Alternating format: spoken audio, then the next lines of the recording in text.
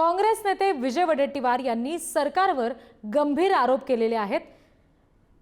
अहिल्यानगरमध्ये सरकार पुरस्कृत दंगल झाल्याचं वडेट्टीवार यांनी म्हटलंय। जनतेच्या प्रश्नांवरून लक्ष हटवण्याचा सरकारचा प्रयत्न आहे असंही वडेट्टीवार म्हणाले।